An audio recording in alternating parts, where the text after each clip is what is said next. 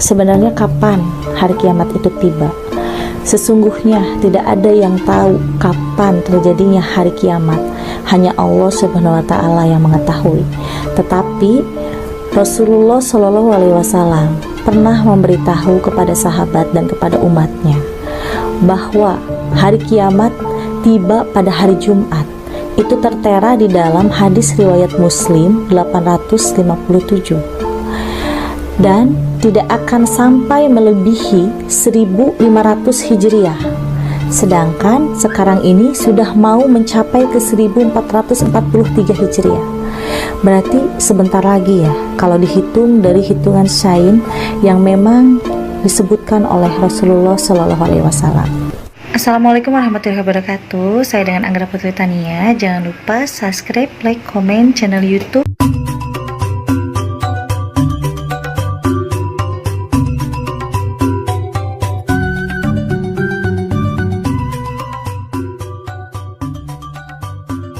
Juga sebelum Rasulullah Shallallahu Alaihi Wasallam ternyata pernah ada imam yang mengatakan bahwa hari kiamat akan terjadi pada tahun 1447 Hijriah.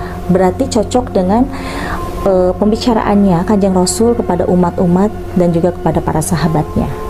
Nah, di sini siapakah yang berkata tentang hari kiamat tiba pada tahun itu? Yaitu Ibnu Hajar Hambali. Beliau pandai dalam memecahkan tafsir. Beliau pun juga pandai dalam mempunyai ilmu Ainul Basyirah. Maka dari itu, di dalam Al-Quran tidak tertulis pada tahun kurang lebih 1500 Hijriah, tetapi tertulis di dalam hadis yang dibuat oleh Ibnu Hajar Hambali. Tetapi di dalam Al-Quran ada tanda-tanda dan ciri-ciri yang tertera di dalam Quran Surat Az-Zumar ayat 68 dan di dalam Quran Surat Al-A'raf ayat 187. Nah, di situ kita pun juga harus waspada setiap bertemu dengan hari Jumat, karena hari Jumat itu bisa disebutkan dengan Syaidul Ayam. Syaidul Ayam itu adalah tuan dari segala hari. Berarti Jumat itu sangatlah baik dalam segala sesuatu.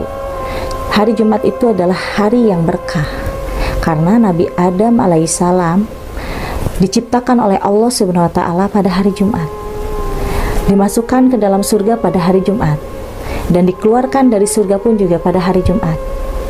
Dan pada saat itu Nabi Muhammad SAW sebelum beliau wafat di tahun 571 Hijriah berkata, tolong jaga keimananmu, tolong jaga ketakwaanmu, dan tolong jaga orang-orang tersayang, orang-orang terdekat.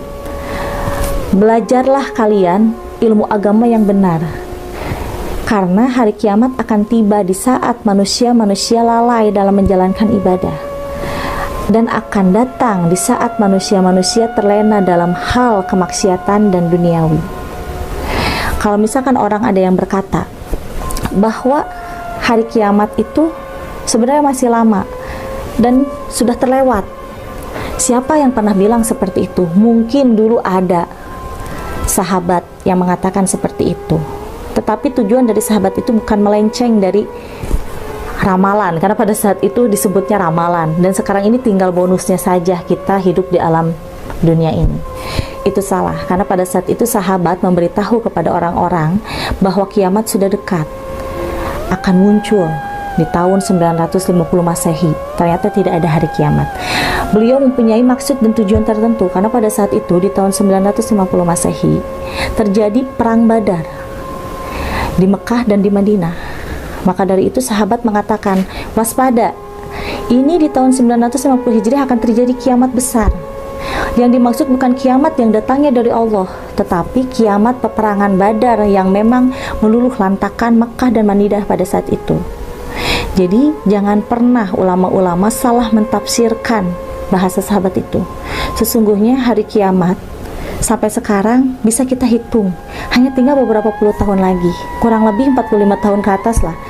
Karena ini tidak bid'ah, ini Kanjeng Rasul sendiri yang memberitahu tidak akan lewat dari 1500 Hijriah Sekarang sudah 1443 Hijriah, tinggal dihitung saja. 1500 dikurangi 1443, berarti tinggal berapa puluh tahun lagi.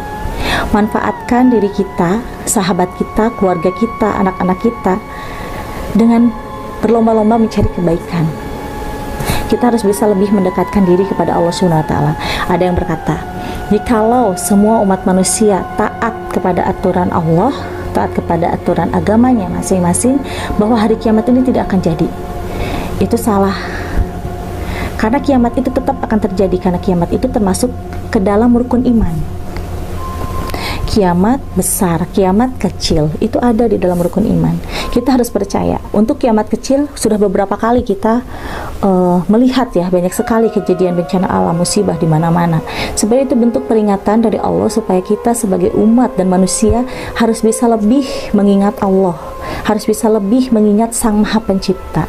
Karena kadang orang itu lupa diri akan akal sehatnya, lupa diri akan siapa Sang Pencipta. Di situ akhirnya orang yang miskin selalu dihina oleh orang yang kaya.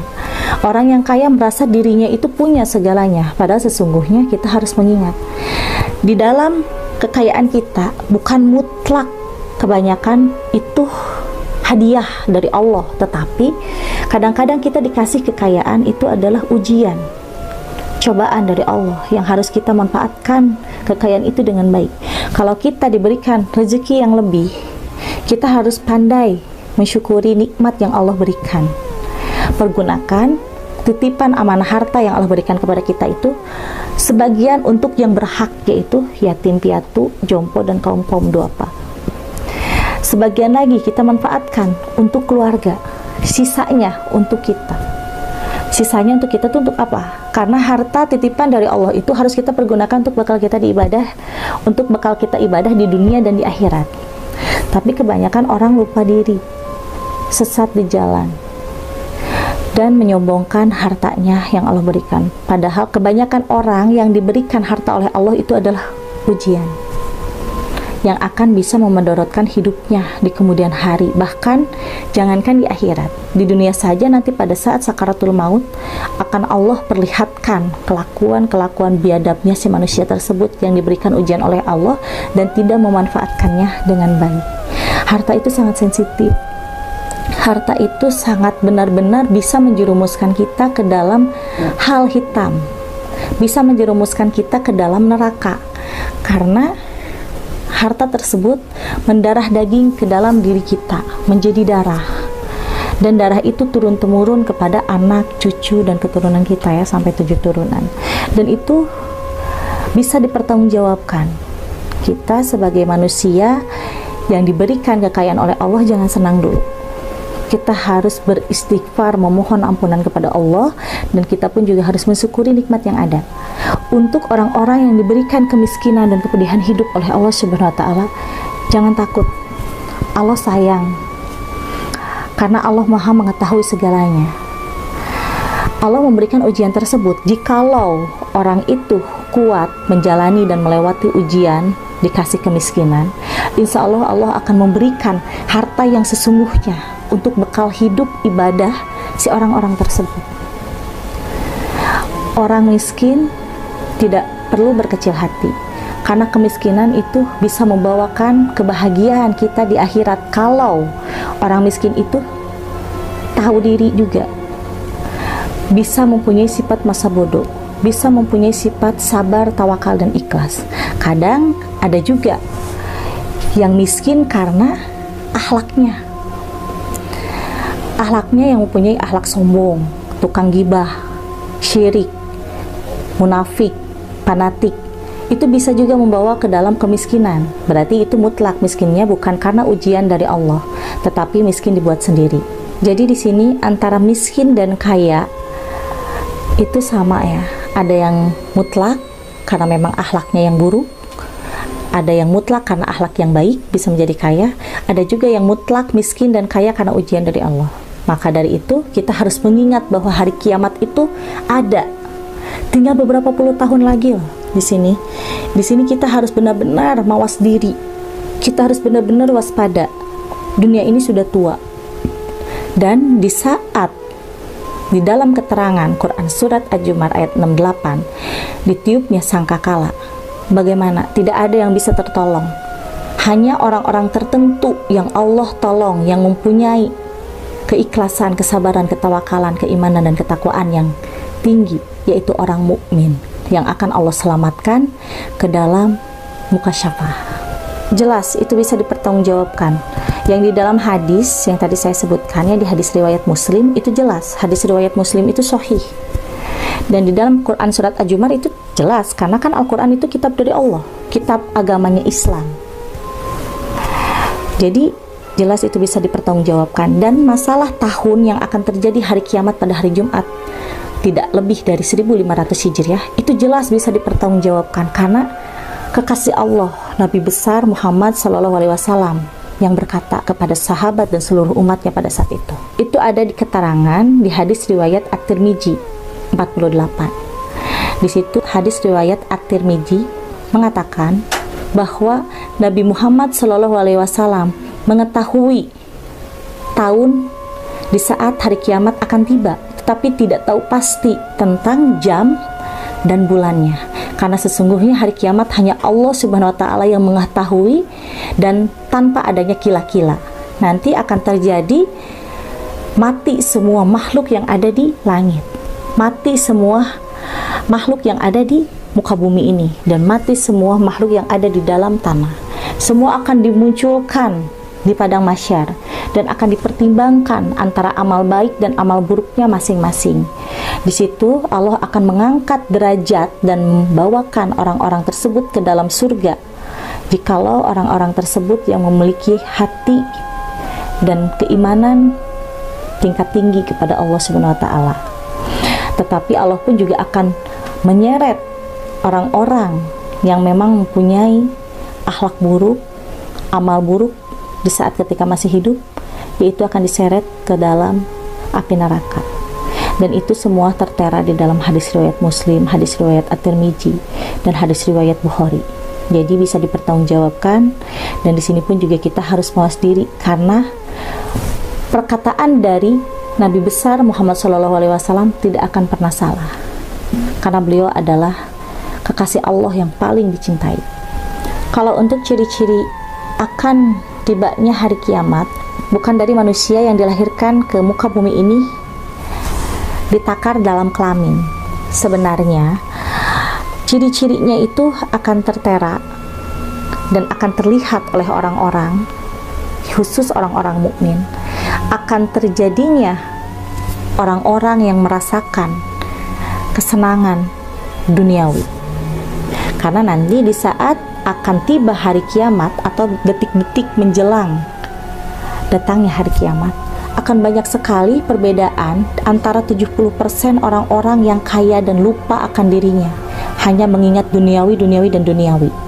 30% akan banyak sekali orang yang miskin. Berarti kalau misalkan kita bandingkan 70% yang kaya, 30% yang miskin, di situ akan terlihat oleh orang mukmin. Berarti yang 70% ini yang akan diseret ke api neraka, yang 30% ini yang akan diseret ke dalam surga. Nanti akan bermunculan emas di mana-mana. Nanti pun juga akan bermunculan harta yang tersimpan di dalam perut muka bumi. Disitulah orang akan berbondong-bondong menginginkan harta tersebut sampai melupakan keselamatan dirinya. Nah, untuk orang-orang yang beriman tidak akan tergiur oleh harta duniawi yang keluar dari perut muka bumi, karena mengetahui bahwa itu adalah tanda-tanda akhir zaman. Yang muncul jelas sudah ada, ya, semacam emas-emas yang terjadi di Kongo Afrika. Itu adalah salah satu tanda-tanda akan terjadinya hari kiamat, bahwa hari kiamat itu tidak lama lagi, hanya dalam hitungan puluhan tahun. Selain dari bermunculan emas-emas itu, ternyata di sini banyak sekali orang-orang yang saling menjatuhkan satu sama lain dalam beragama. Dan di sini pun juga ciri-cirinya banyak orang yang kehilangan akal pikiran, yang akhirnya dia merasa dirinya benar dan merasa dirinya pintar. Bisa dikatakan kalau misalkan peribahasa gitu, ya, seperti pintarnya itu seperti akhlak monyet.